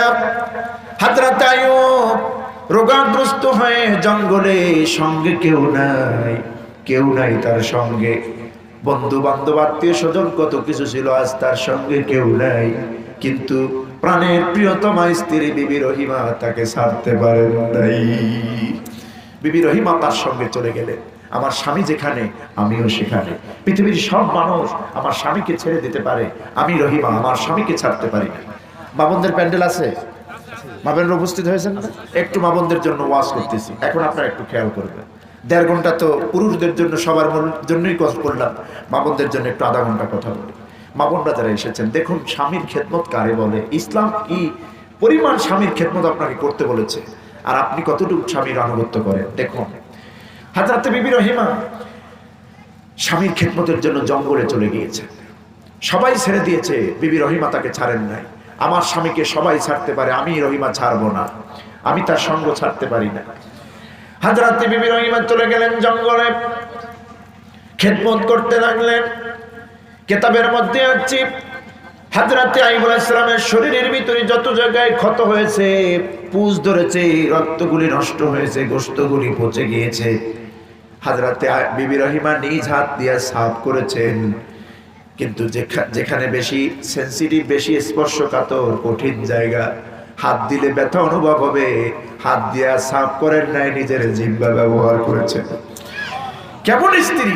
নিজের সেবা, স্বামীর সেবা করেছেন জিহ্বা দিয়ে। পচা গোশত, পচা পুজ সাফ করেছেন নিজের জিহ্বা দিয়া। এভাবে 1 দিন 2 দিন না, 1 মাস 2 মাস না, কয় বছর? 18টি বছর স্বামীর সেবা করেছেন, খেদমত করেছেন। আমার বন্ধুগণ, খাবার নাই। জঙ্গলের মধ্যে যখন জাতিরা তারে ফেলে দিয়ে আসছে, ওই জাতিরা তো আইয়ুব আলাইহিস সালামের জন্য খাবারের ব্যবস্থা করবে না। হযরত বিবি রহিমা বলছে, প্রাণের স্বামী, আপনি যদি আমাকে একটু অনুমতি দেন, যেই লোকেরা আপনাকে আমাকে জঙ্গলে রেখে দিয়ে আসলো, এরা তো আপনার জন্য খাবারও দিবে না, আপনার খবরও নিবে না। সুতরাং আপনি যদি অনুমতি দেন, আমি পরের বাড়ির কাজ করে, দিনের একটা অংশ কাজ করে আমাদের নিজেদের খাবারের ব্যবস্থা একটু করি, পরের বাড়ির কাজ করে। স্বামীর অনুমতি নিয়ে বিবি রহিমা কাজ করতে লাগলেন, পরের বাড়ির কাজ, ঝিয়ের কাজ, রান্না বান্নার কাজ। সারাদিন কাজ করি, যে খাবারটুকু হযরত বিবি রহিমা পেতেন, সন্ধ্যা ঘনিয়ে আসলে আসরের আগে খাবারটুকু নিয়ে জঙ্গলে আসতেন স্বামীর কাছে। হযরত আইয়ুবের মুখে আগে তুলে দিতেন, অবশিষ্ট খাবার যতটুকু থাকতেন ওই খাবারটুকু তিনি নিজে খাইতেন। আহারে খেদমত! স্বামীর খেদমত কারে বলে? আজকে তো আমার মা বোনদের দুর্দশা হয়েছে। এখন 18 বছর তো দূরের কথা, 18 দিন গেলেই চিন্তা ভাবনা পাল্টিয়ে দেয়, ঠিক না? যেটারে দিয়ে চলবে না, এটার ব্যাটারি ফিউজ হয়ে গেছে, সোনা দানা যা আছে নিয়ে আর এক জায়গায় পারি জমায়। স্বামীকে ঠকাবেন না মা, আমার বোন, স্বামীকে ঠকাবেন না, স্বামীর সঙ্গে দুর্ব্যবহার করবেন না, খবরদার এটা করবেন না। স্বামীর পায়ের নিচে স্ত্রীর বেহেশত, এটা বাজে কথা, এটার কোনো দলিল নেই, এটা ভুয়া কথা। কিন্তু স্বামীর সন্তুষ্টির মধ্যেই আল্লাহ আপনার বেহেশত রেখে দিয়েছেন, রাসূলুল্লাহ বলেছেন স্বামীর সন্তুষ্টির মধ্যে স্ত্রীর বেহেশত। আল্লাহর নবী বলেন আইয়ুমা ইমরাতিন মাতাত, শুনতেছেন আপনারা? মা বোনরাও শুনবেন। স্বামীর মর্যাদা কেমন, স্বামীকে খুশি করে গেলে আপনি কতটা লাভবান মা বোন, একটু খেয়াল করুন। নবীজি বলেছেন আইয়ুমা ইমরাতিন মাতাত, কোন স্ত্রী যদি মারা যায়, কোন স্ত্রী যদি, কোন নারী যদি মারা যায়, ওয়াজাওজুহা আনহা রাদিন, তার স্বামী যদি বেঁচে থাকে, এমত অবস্থায় স্বামী যদি স্ত্রীর উপরে সন্তুষ্ট থাকে, খুশি থাকে, আল্লাহর নবী বলেছেন দাখালাতিল জান্নাহ, ওই নারী আল্লাহর জান্নাতে প্রবেশ করবে। হাদিসটি আবার শোনাচ্ছি, আইয়ুমা ইমরাতিন মাতাত, কোন স্ত্রী যদি মারা গেল, তার স্বামী বেঁচে আছে, ওয়াজাওজুহা আনহা রাদিন, তার স্বামী আছেন বেঁচে, এমত অবস্থায় যে স্বামী ওই স্ত্রীর উপরে খুশি, রাজি, সন্তুষ্ট, আল্লাহ রাসূল বলছেন দাখালাতিল জান্নাহ, ওই নারী আল্লাহর জান্নাতে প্রবেশ করবে। তার মানে হলো স্বামীকে খুশি করে যদি আপনার মৃত্যু হয়, কবরে আযাব হবে? কবরে আযাব হবে? স্বামীকে খুশি করে আপনি যদি মৃত্যুবরণ করেন, মৃত্যুর সঙ্গে সঙ্গে জান্নাত দিবেন কে? আল্লাহ পাক। স্বামী অধিকার স্ত্রীর অধিকার সমান। স্বামী যেটা দিয়ে ভাত খাবে, স্ত্রী সেই তরকারি দিয়ে ভাত খাবে। স্বামী দামি পোশাক পরবে, স্ত্রীও দামি পোশাক পরবে, এটা তাদের উভয়ের অধিকার। ওয়াশিরুহুন্না বিল মারুফ, কোরআন বলছে নারীদের সঙ্গে ন্যায়সঙ্গতভাবে জীবন যাপন করো, নারীদের সঙ্গে দুর্ব্যবহার করা যাবে না, তাদের অধিকার খণ্ডন করা যাবে না, লঙ্ঘন করা যাবে না। কিন্তু স্বামী স্ত্রীর অধিকার সমান, স্বামীর মর্যাদা বেশি। মর্যাদা বেশি কার? মদিনা মুনাওয়ারার পাহাড়ের চিপা দিয়ে নবীজি হাঁটতেছিলেন, সাহাবায়ে কেরাম বেশ কয়েকজন সাহাবীরা নবীজির সঙ্গে ছিলেন। পাহাড়ি এলাকা, মরুদ্যানের পাহাড়ি এলাকার উটগুলি নবীজিকে দেখে দূরের থেকে চলে এসেছে, নবীজির কদমে সেজদায় পড়ে গেছে উটেরা। উটগুলি যখন সেজদায় পড়ে গেছে, নবীর কদম চুমতেছিল।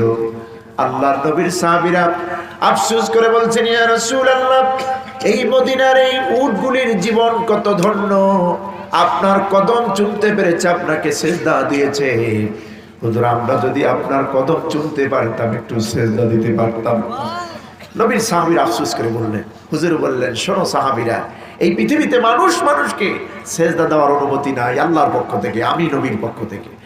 হ্যাঁ, যদি আমি কোনো মানুষকে, আল্লাহ যদি নির্দেশ দিতেন, আমি যদি নির্দেশ দিতাম মানুষকে মানুষের সেজদার জন্য, তাহলে কি নির্দেশ দিতাম? শোনো, রাসূল বলছেন লাউ কুনতু আমিরান আইয়াসজুদা লিআহাদিন, পৃথিবীর মানুষকে মানুষের জন্য যদি সেজদার জন্য নির্দেশ দিতাম, লামারতুল মারাতা, तमाम পৃথিবীর নারীদেরকে, স্ত্রীদেরকে নির্দেশ দিতাম তারা যেন তাদের স্বামীর পায়ে সেজদা দেয়। স্বামীর পায়ে সেজদা দেওয়া কত মুসিবত, তো দূরের কথা। স্বামী যদি একটু শাসন করার জন্য হাত বাড়ায়, স্ত্রীকে আমার হাতও কিন্তু আছে, ঠিক না? এরকম মা বোনরা, আর আপনাদেরকে বলবো, স্ত্রীদেরকে মারবেন না। মেরে স্ত্রীর উপরে প্রহার করে, আঘাত করে, আর মারের তো একটা লাইন আছে। বাংলাদেশের পাবলিকের মাইট কিন্তু ঠিক নেই, পুলিশের রিমান্ড দেয়। পুলিশের যে রিমান্ড, এই রিমান্ড দেয় বউরে, জনমের মতো পিটায়। কিছু স্বামী আছে বউ না পিটাইলে ঘুমিয়ে আসে না, গরু পিটায় যেই লাঠি দ্বারা ওইটা দিয়ে আবার বউ পিঠে। না না, মা বোনদেরকে মারবেন না, স্ত্রীদেরকে মারবেন না। এখন কিন্তু আমার মা বোনরা আমার পক্ষে আছে এখন বর্তমানে, যে হুজুরের আলোচনার লাইন ঘুরে গেছে আমাদের পক্ষে। কি বলেন, ঠিক কিনা? না, স্ত্রীদেরকে মারবেন না। কেন মারবেন? স্ত্রীরা তো ভালোবাসার পাত্রী, তাদেরকে ভালোবাসবেন, মহব্বত করবেন। রাসূলুল্লাহর 11 জন মতান্তরে 13 জন স্ত্রী ছিলেন। কোন একজন স্ত্রী রসুলের বিরুদ্ধে কোনো রিপোর্ট দেন নাই? দিয়েছেন? আপনারা বলুন, দিয়েছেন? হযরত আয়েশা সিদ্দিকা রাদিয়াল্লাহু তাআলা আনহা, সেদিন দেখলাম কিতাবে, হুজুর কোথাও থেকে এসেছেন ক্ষুধার্ত নবীজি। আয়েশাকে বলছেন, আয়েশা ক্ষুধা লেগেছে খুব বেশি, তো জব বা আটা দিয়ে রুটি বানাও। হযরত আয়েশা ছোট্ট বয়সে আটা দিয়ে রুটি বানাচ্ছিলেন, বেলতে বেলতে নিজের অজান্তে ঘুমায় গেছে, বয়স কম, ঘুমায় গেছে। হুজুর গেলেন রুটি খাইতে, খাইয়ে দেখেন অবস্থা, যারে রুটি বানাই দিছে সে তো শুয়ে পড়ছে। তো নবীজি মা আয়েশাকে জাগ্রত করলেন না। হুজুর আটার বাকি গোলা নিয়ে নিজে আটার দিয়ে রুটিগুলি বেলে ভেজে ভেজে এক জায়গায় সুন্দর করে গুছিয়ে রেখে মা আয়েশার কপালে, নাক, মুখের মধ্যে, চেহারার মধ্যে হাত দিয়ে মা আয়েশাকে ঘুম থেকে জাগ্রত করলেন। আয়েশা ওঠো, খাবার প্রস্তুত। হযরত আয়েশার ঘুম ভেঙে গেল, আচমকাই ঘুম ভেঙে গেল। ঘুম ভেঙে দেখে সর্বনাশ, কোথায় রুটি, কোথায় বেলুন, কোথায় ভাজা, সব তো এলোমেলো, রুটিগুলা সুন্দর করে সাজানো। হুজুর আমি তো বুঝতে পারি না, ঘুমায় পড়ছিলাম, ঘুমায় পড়ছিলাম। হুজুর আপনি এই কাম করেছেন? আল্লাহর নবী তার স্ত্রীদেরকে ভালোবেসেছেন, বিশেষ করে খাদিজার কথা নবীজি ভুলতে পারেন নাই। হযরত আয়েশা বলছেন, কি আশ্চর্য কথা, আমি নবীজিকে নিয়ে ঘুমায় গেলাম একই রুমের মধ্যে।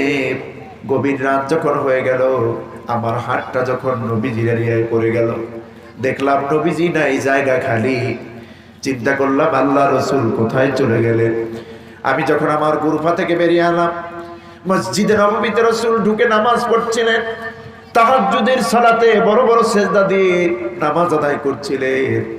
নামাজ শেষে দোয়া করছিলেন, দোয়ার মধ্যে এই কথা বলেছিলেন, রব্বুল আলামিন, বিশ্বনবী দোয়া করছেন, আল্লাহ তাআলা কিয়ামতের দিন কঠিন বিভীষিকাময় মুহূর্তে যখন মা তার সন্তানকে চিনবে না, সন্তান তার মাকে চিনবে না, বাবা তার ছেলেকে চিনবে না, স্বামী তার স্ত্রীকে চিনবে না, স্ত্রী তার স্বামীকে চিনবে না, ওই কঠিন মুহূর্তে আমি যেন আমার খাদিজারে হারাইয়া না যাই, আমি আমার খাদিজারে যেন হারাইয়া না যাই। মোনাজাত শেষে হযরতে আয়েশা বলছেন, আয়েশা সিদ্দিকা রাদিয়াল্লাহু তাআলা আনহা বললেন, হুজুর একজন বুড়ি মহিলাকে, কোথায় 40 বছর আর কোথায় আপনার 25 বছর, এমন একজন বয়সী নারীকে আপনি বিয়ে করছেন, তার কথা বলতে পারেন না, কেমন কথা? হুজুর পাক সাল্লাল্লাহু আলাইহি ওয়াসাল্লাম বাম হাত দিয়ে মা আয়েশা সিদ্দিকার এই থুতনি মোবারক চেপে ধরেছিলেন। এই প্রথম কোন স্ত্রীর গায়ে রাসূল হাত দিয়েছেন, মারধর করেন নাই, শুধু মুখটা চেপে ধরেছেন, খবরদার আয়েশা এই কথা আর কোনোদিন বলবে না, আমার খাদিজার সম্পর্কে বলবে না, বাজে কমেন্টস করবে না, তোমরা আমার সবাই সুদিনের স্ত্রী, আমার খাদিজা আমার দুর্দিনের স্ত্রী। এই মক্কায় আমি নবীজির যখন পা রাখার জমি ছিল না, এই মক্কায় আমার যখন কোনো স্কোপ ছিল না, আমাকে আমার খাদিজা এতটাই সহযোগিতা করেছে বিবাহ করে। খাদিজার স্থাবরে অস্থাবর যত সম্পত্তি আমি নবী আল্লাহর জন্য কোরবান করেছি। আমার মা বোনরা, খবরদার স্বামীর সঙ্গে খারাপ ব্যবহার করবেন না, স্বামীকে মহব্বত করবেন, স্বামী কিভাবে খুশি থাকেন এই ব্যবহার আপনি করবেন। স্বামীর সামনে উঁচু কণ্ঠে কথা বলবেন না।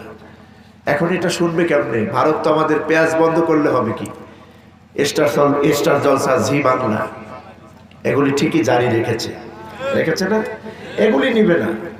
পিস টিভি বন্ধ করেছে, পিস টিভি বন্ধ করছে। আর আমাদের দেশে কিছু মৌলানারা এই পিস টিভির বিরুদ্ধে আন্দোলন করেছে। আমি দেখি মাঝে মধ্যে ফেসবুকে ভোলায় আমির হামজাকে আসতে দিতে চায় না, আব্দুল্লাহ আলামিনকে আসতে দিতে চায় না, আমাদের সাদিক ভাইকে আসতে দিতে চায় না। মিজান আজহারি দিয়ে তো পুরো বাদ দিয়ে দিয়েছে, দেশ থেকে তাড়ায় দিয়েছে। মিজান আজহারিকে দেশ থেকে তাড়ানোর পরে তার আকর্ষণ কমেছে না বেড়েছে? কথা বলেন। আমাদেরকে মানুষ ভালোবাসে কোরআনের জন্য, আমরা বাপ দাদার কথা বলি না, আমরা কোরআনের কথা বলি, ঠিক কিনা? আমার বন্ধুগণ, এই ভোলাতেই দেখেছি এই সমস্ত কোরআনের মুফাসসিরদের ক্ষেত্রে বাধা দেওয়া হচ্ছে। পুলিশ বাধা দেয় না, আমার মতো আপনার মতো নামদারি লেবাসদারি হুজুররাই বাধা দেয়। এটা করবেন না, যে দলের হোক, চরমনাই হোক, শর্ষিনা হোক, তারপরে ফুরপুরা হোক, জনপুর হোক, কোরআনের কথা বন্ধ করবেন না, কোরআনের কথা বন্ধ করার জন্য চেষ্টা করবেন না। হ্যাঁ, আপনার যদি কোনো আলোচক পছন্দ না হয়, আপনি চিঠির মাধ্যমে আপনার পছন্দের কথাগুলি, আপনার আবেগের কথাগুলি তাকে প্রকাশ করেন, হুজুর এই কথাটা আপনি বলেছেন, এটা কতটুকু সত্যি, ঠিক কিনা? কিন্তু ব্যাপক হারে কোরআন বলতো, এটা আপনি বন্ধ করবেন কেন? আল্লাহর কাছে আপনার কিয়ামতের দিন আসামি হয়ে দাঁড়াতে হবে, এই কামটা করবেন না। আমার বন্ধুরা, আমার মা বোনরা, স্টার জলসা বন্ধ করবেন, স্টার জলসা দেখবেন না, জি বাংলা দেখবেন না। আগেকার মা বোনেরা ফজরের নামাজের পর তেলাওয়াত করতো, কোরআন তেলাওয়াত আমরা শুনেছি। আজকে তেলাওয়াত তো দূরের কথা, ফজরের নামাজই পড়ে না। অনেক মা ফজরের নামাজ পড়ে না, রাত্র 12টা 1টা পর্যন্ত, 12টা, এখন তো 12:15 বাজে, 12টা 12:30 1টা পর্যন্ত এই সিরিয়ালগুলি সমানে দেখে। মনপুরা বাজার থেকে স্বামী আসছে, প্রাণের স্ত্রী, বিদ্যুৎ নাই, কঠিন গরম পড়তেছে, একটু বাতাস দাও, খানা দানা খাইয়ে তোমার দোকানে যাবো। এমন রাক্ষস মার্কা দাজ্জাল স্ত্রী আমাদের সমাজে কিছু আছে, যে নিজের ধান্দা নিজে করো, আমার এটাই করো, এরকম আছে না? আচ্ছা, খবরদার মোহাম্মদ, এটা করবেন না, এটা করবেন না। স্বামীকে আঘাত করে কোনো কথা বলবেন না, স্বামীর কাছে অন্যায় আবদার করবেন না। সেদিন ঢাকার মুন্সিগঞ্জে একটি প্রোগ্রামে গিয়েছিলাম, সেখানে কমিটি আমাকে বলছে, হুজুর দুঃখজনক হলেও একটা বিষয় আপনাকে একটু কথা বলতে হবে। বললাম কি? হুজুর মহিলারা সুদ খাওয়া শুরু করছে। মহিলারা সুদ করে, অবশ্য এই এলাকায় নাই, তাহলে আর ওয়াজ করবো কি? বলছি মুন্সিগঞ্জের কথা, এখন আনছে মনপুরায়, এলাকায় আছে। মাআযাল্লাহ, নাউযুবিল্লাহ।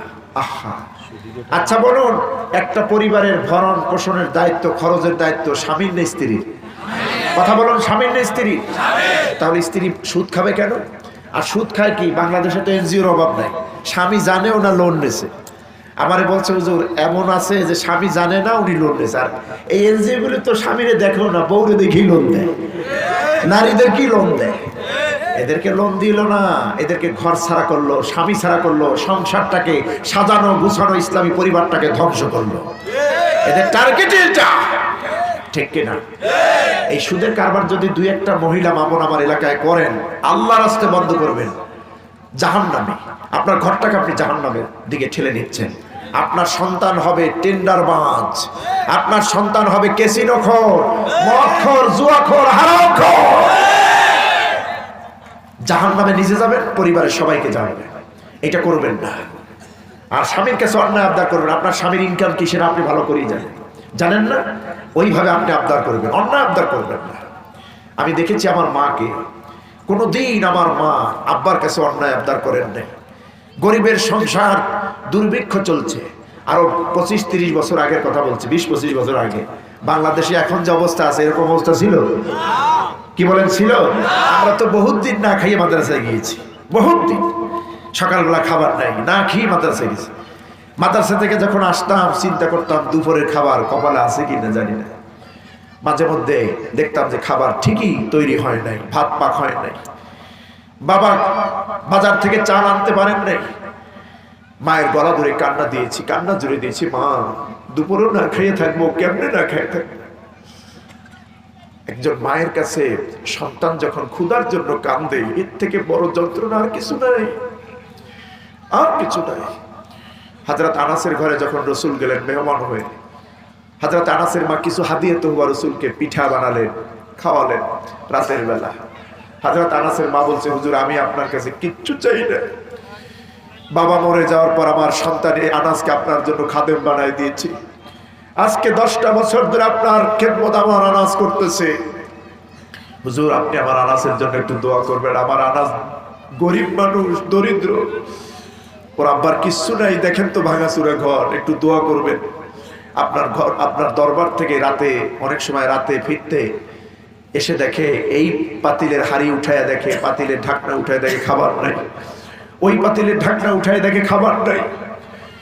যখন খাবার না পাই আমার আনাস না খেয়ে ঘুমায় যায়, আমি সারা রাত চোখের পানি দিয়ে বালিশ ভিজায় দেখি, আমার সন্তান না খাইয়ে ঘুমে, আমি সহ্য করতে পারি না। হুজুর আমার আনাসের জন্য দোয়া করবেন, আল্লাহ যেন আমার আনাসকে ধনী বানায় দেন। নবীজি বলছেন আমি দোয়া করব, তুমি আমিন বলবে আনাসের মা। হুজুর 3টা দোয়া করলেন, আল্লাহুম্মা রযুকহু মালান ওয়া ওয়ালাদান ওয়া বারিক আলাইহি। আয় আল্লাহ আমার আনাসকে তুমি সম্পদ দাও, সন্তান দাও এবং তার উপরে রহম করো, বরকত করো। 3টা দোয়া আল্লাহ রাসূলের কবুল হয়ে গেল আল্লাহর কাছে। সুতরাং সন্তানের না খেয়ে থাকা, অভাবে পড়া, মায়ের কাছে খাবার চেয়ে সন্তান খাবার না পাওয়া, এতে কত মারাত্মক যন্ত্রণা মায়ের, এটা বুঝবেন না। মায়ের গলা ধরে মাঝে মধ্যে কাঁদতাম, মা খাবার কই, ভাত কই, রান্না কি হয় না? আজকে আমাদের অভাব নাই, লক্ষ লক্ষ টাকা আমাদের ভাইদেরকে আমাদেরকে আল্লাহ দিয়েছেন, কিন্তু আমার সেই নিয়ামত মা নেই। মা চলে গেছেন কবরে। 2018 সনের 25 রোজায় চলে গেলেন মা বিদায় নিয়ে। আমার বন্ধুগণ, মাকে যখন কবরে রেখেছি দুনিয়াটা আমার কাছে অন্ধকার হয়ে গেল। আমি কবরে মাকে রেখে মাথার মুষ্টিটা খুলে মায়ের কাছে বসলাম, মায়ের কপালে চুমু দিলাম আর বললাম, মা জীবনের মতো শেষ দেখেই আর কোনোদিন তোমার সঙ্গে দেখা হবে না, তোমার সঙ্গে আর কোনোদিন দেখা হবে না। মায়ের ইন্তেকালের পর, গোসলের পর মায়ের চেহারার সৌন্দর্য আরো বৃদ্ধি পেল। আমি মায়ের কপালে চুমু দিয়ে এসেছি কবরে রেখে। আজকে বাড়িতে যাই, সবাইকে দেখতে পাই, সবাইকে পাই, কিন্তু মাকে পাই না। আমার যুবকেরা যারা এসেছেন ময়দানে, মা বাবার খেদমত করবেন কলিজা ভরে, রাজি আছেন? মা বাবার খেদমত করবেন। মা বাবার খেদমত করলে ইজ্জত বাড়ে না কমে? আল্লাহ পাক বলছেন, অকুল্লাহুমা কাওলান কারীমা, সম্মানজনক ইজ্জতজনক কথা তুমি তোমার মায়ের সঙ্গে বাবার সঙ্গে বলবে। মাথায় ধমক দিয়ে চোখ রাঙিয়ে কথা বলবে না। সবচাইতে দামি দামি কথা তোমার মা বাবা পাবেন। আর মা বোনদেরকে বলবো, স্বামীর খেদমত করবেন, স্বামীকে ইজ্জত দিবেন। আপনার ঘরে যে সন্তান আসবে, সেই সন্তান আসবে আব্দুল কাদের জিলানী, সেই সন্তান হবে বিশ্ববরেণ্য মুফাসসির, যার জন্য সারা বাংলাদেশ না গোটা পৃথিবী কাঁদে। এমন সন্তান আপনার পেটে আসবে, ঠিক কিনা? স্বামীর খেদমত করবেন। বিবি রহিমা খেদমত করেছেন 18টি বছর, এভাবে খেদমত করতে চললেন। 18টি বছর পেরিয়ে যাওয়ার পর দিনের সকালবেলা যখন তিনি কাজে যাচ্ছেন, বিবি রহিমা আল্লাহর কাছে বলছেন, আল্লাহ আমি একজন নারী আর কত পারি, দীর্ঘ টাইম আমি স্বামীর খেদমত করতেছি। একদিকে স্বামীর খেদমত, আর একদিকে নিজেদের খাবারের ব্যবস্থা, রিজিকের ব্যবস্থা। আল্লাহ রাব্বুল আলামিন জানাই দিলেন রহিমারে, ইলহামের মাধ্যমে জানাই দিলেন, রহিমা তুমি তোমার স্বামীর খেদমত করেছো, আমি আল্লাহর কাছে তুমি প্রিয়, ঈমানের পরীক্ষা দিয়েছো, তোমার খেদমতে আমি খুশি। বিবি রহিমা শোনো, তোমাকে বলে দেই, আর কোনো কষ্ট নাই, তোমার আর কোনো কষ্ট নাই, যন্ত্রণা নাই, কোনো দায়িত্ব নাই, আমি আল্লাহ পাক তোমাদেরকে মুক্তি দিয়ে দেব। হযরতে আইয়ুব আলাইহিস সালাম 18টি বছর পেরিয়ে যাওয়ার পর ওই দিনই তিনি অনুভব করলেন জিহ্বা তিনি নাড়াতে পারেন না, সারা শরীর শেষ, এখন জিহ্বায় পোকা ধরেছে, জিহ্বা নাড়াতে পারেন না। এই প্রথমবারের মতো বিবি রহিমা সকালবেলা দোয়া করলেন, হযরত আইয়ুব আলাইহিস সালাম দুপুরবেলা দোয়া করলেন। হযরত আইয়ুব আলাইহিস সালাম দোয়া করলেন, দোয়াটা কবুল হলো মাগরিবের সময়, সুবহানাল্লাহ। হযরত আইয়ুব আলাইহিস সালাম দোয়া করলেন, রব্বি আন্নী মাসানিয়া দুররু ওয়া আনতা আরহামুর রাহিমিন, আয় আল্লাহ আমি রোগগ্রস্ত, তোমার নাম রহমান আর রাহিম। শরীর তো শেষ, পা থেকে মাথা পর্যন্ত, শুধু জিহ্বাটা বাকি ছিল, এখন জিহ্বায় পোকা ধরেছে, জিহ্বা তো নাড়াতে পারি না। রব্বুল আলামিন, আমি তোমার একজন নবী, পা থেকে মাথা পর্যন্ত আমাকে রোগ দিয়ে আমার শরীরটাকে সংগ্রেসার করে দিয়েছো, কোনোদিন বলি নাই আল্লাহ তুমি আমারে ভালো করে দাও। আমি একজন নবী, আমারে জঙ্গলে লোকেরা ফেলে দিয়েছে, আমি কোনোদিন বলি না আল্লাহ তুমি আমারে ভালো করে দাও, কিন্তু আমি দেখতে পাচ্ছি আমার জিহ্বাটা নাড়াতে পারি না। রব্বুল আলামিন, তুমি দয়া করে আমার জিহ্বাটা অন্তত একটু ভালো রেখো, জিহ্বা যেন পোকা না ধরে যায়।